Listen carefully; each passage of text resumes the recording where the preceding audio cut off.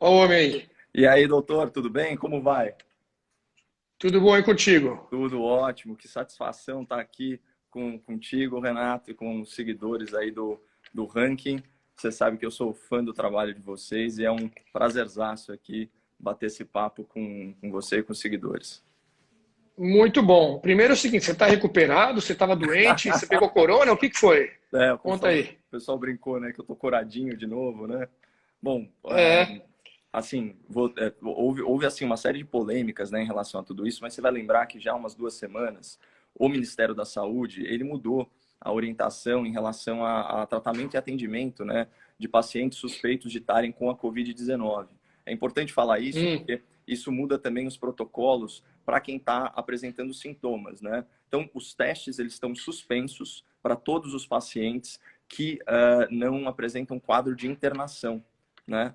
Então, por mais que eu tenha tá. chegado super mal lá no hospital, tive que tomar medicação intravenosa e tal, o teste SUAB, que é de coleta, né, de amostras aí do trato respiratório, né, então do nariz, da boca, saliva, essas coisas, não foi realizado. Só que, Entendi. como eu queria ter um exame para ver o que estava acontecendo, que de fato eu estava muito mal, então eu tive aqueles sintomas clássicos, né? Febre. Eu fiz o último programa da CNN, acho que quase batendo 39 de febre, né? Então eu estava com febre, estava com muita Caramba. dor de cabeça, é, muita fraqueza, tanto que eu não consegui ir ao Uhum. hospital na terça-feira, eu tive que ir na quarta-feira só, porque eu estava sem forças mesmo.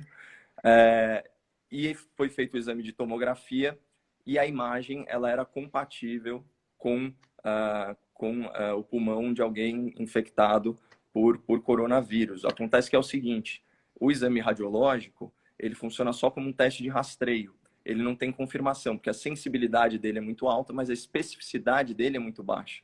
Então, sem uma Tá. contraprova ou sem o exame de saliva, não dá para saber. Só que assim, aquela história, né, Renatinho? Tem cauda de leão, tem juba de leão, provavelmente Pois é. é leão, só que Pois é. não dá para cravar. Eu posso ter pegado uma Não dá pra pneumonia, cravar. eu posso ter pegado Entendi. uma virose e tal, e eu segui rigorosamente o protocolo, eu fiquei confinado Uhum. em casa, e aliás eu posso até dar um depoimento dos efeitos psicológicos danosos aí dessa quarentena prolongada. Boa. Muito ruim ficar confinado no Boa. quarto.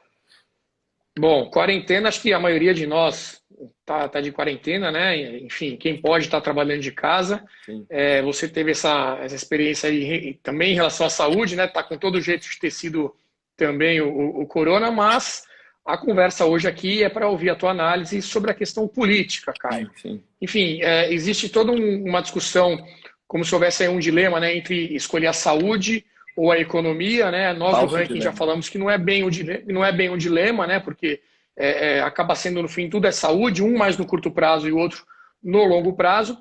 Mas a minha impressão, a nossa impressão, ainda mais depois de ontem daquela questão, aquele episódio ali do Dória trocando figurinha Nossa. com o Lula através do Twitter, é que a questão política está dominando esse debate, né? Então a gente conversou muito sobre economia já, inclusive com a Renata Barreto aqui na segunda-feira, foi um papo bem legal. Que, E aliás, hoje é está muito bom fazendo um falar contigo para trabalho fazer essa análise política. A Renata, que também está na CNN, né, na fazendo umas CNN, participações. fazendo um trabalho excepcional no grande debate, né, no horário das 9h15 às 10 horas.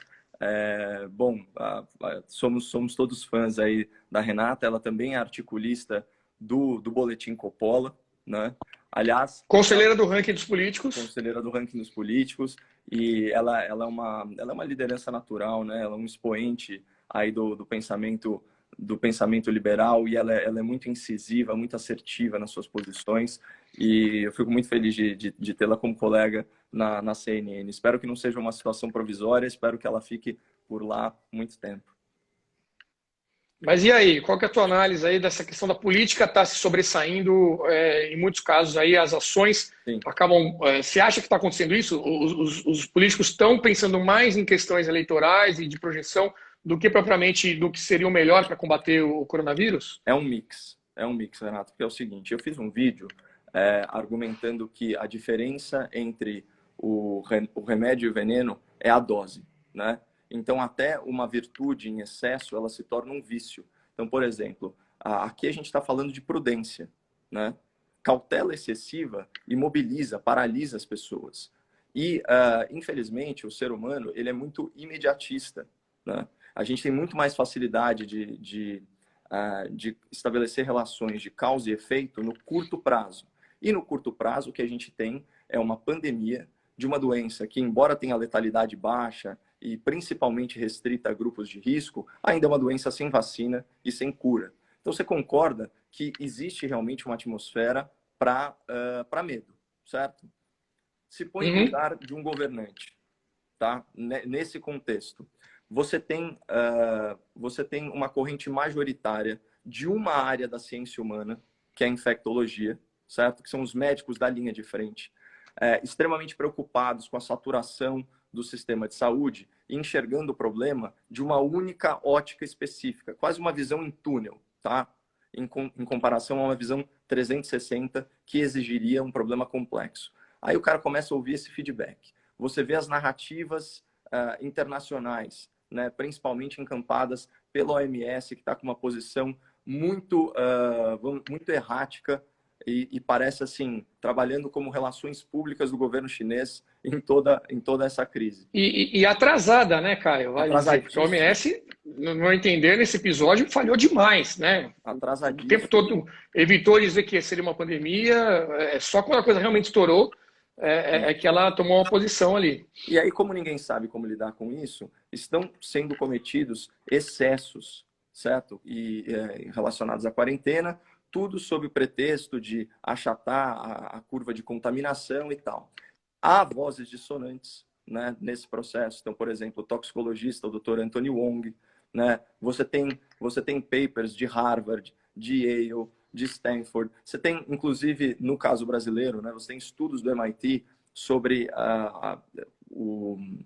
vamos dizer assim, Hidroxicloroquina? Não. esse gênero viral do Hum, corona, mostrando o baixo desempenho dele, o menor desempenho dele, em situações de maior temperatura, né, de clima mais tropical. Enfim, você tem essas informações aí à disposição, mas você tem um debate saturado, viciado, alarmista, sensacionalista, como é próprio da grande imprensa, né, que uhum, vive de noticiar grandes tragédias, né? Então assim, você uhum. tem uma situação de tempestade perfeita.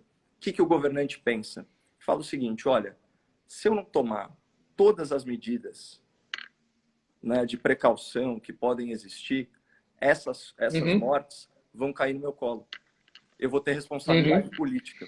É mais fácil para ele, então, Muito pecar pelo mais. excesso e. Pecar pelo Uhum, excesso, ninguém vai condená-lo, até porque é muito mais difícil, até para a sociedade, estabelecer relação de causa e efeito no médio prazo. Agora, qual que foi a mudança ontem? Ninguém está comentando. O relatório da FAO dizendo o seguinte: ou a gente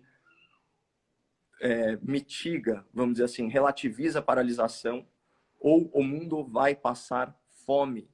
Esse é o primeiro relatório. E a FAO é ligada à ONU, à OMS. Então, assim, uhum, esse é o uhum. primeiro relatório mostrando a Não teve importância nenhuma repercussão disso. nenhuma. Sabe quem Você falou acha que é a sobre isso? primeira pessoa que está falando?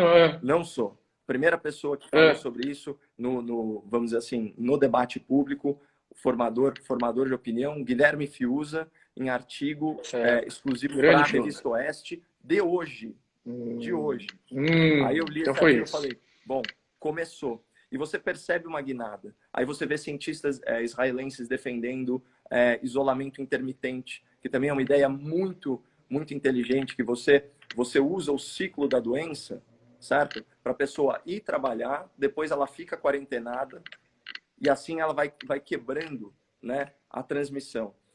O ponto é o seguinte, Renato, com tudo que eu tenho lido, e obviamente por causa da quarentena eu tive muito tempo para ler, eu, eu tendo a acreditar que recessão mata mais do que a pandemia, tá?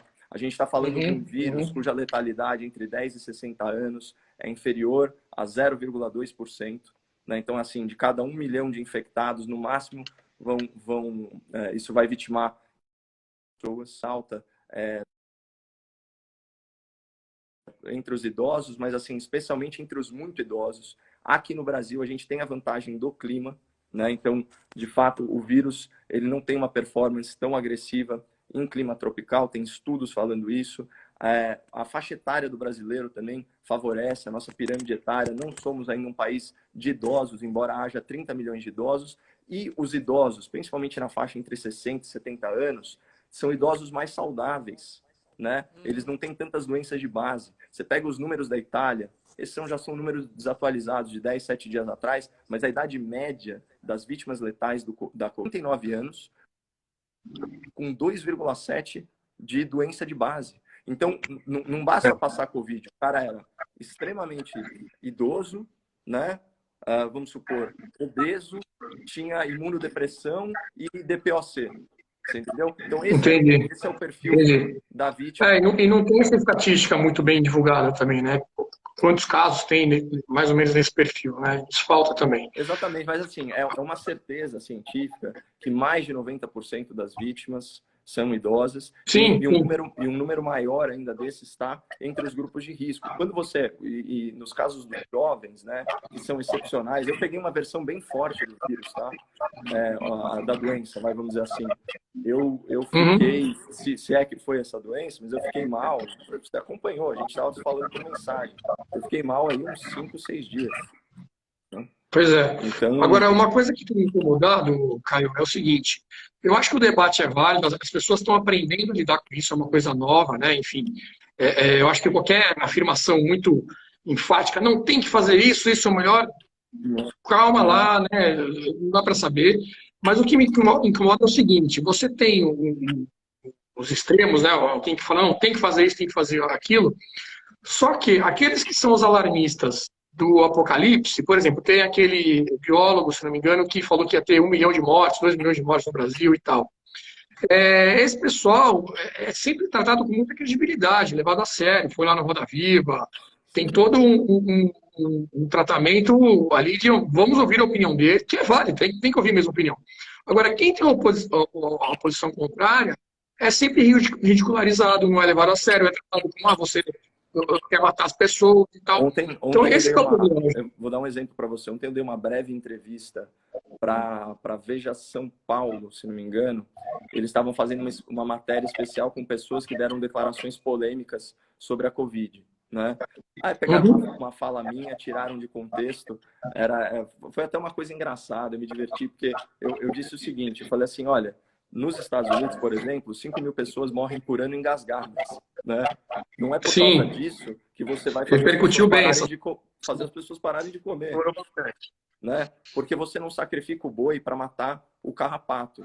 Da mesma forma, você faz uma conta, sabe assim, o que vai matar mais, a recessão ou a pandemia? E tudo indica que é a recessão. Né? Para ficar inundado, que eu estou repetindo muito, que é o estudo da revista The Lancet, na última crise financeira que acometeu o mundo, né, que foi a crise global, né, de 2008 a 2010, teve um pico só nos países da OCDE de 260 mil casos de câncer, certo? Isso é uma doença psicossomática. Por quê? É o que se vê e o que não se vê. Cai o tempo de sono, você tem economia. As famílias começam a fazer economia com coisas relacionadas à higiene, você tem menos lazer, menos tempo de exercício, tudo isso baixa a imunidade das pessoas, né? E a gente está falando num perfil de classe média. Você imagina a situação, né, de escassez de produtos para as classes mais populares. E o que acontece, Renato, quando você baixa a arrecadação tributária, que é o que acontece no momento de recessão?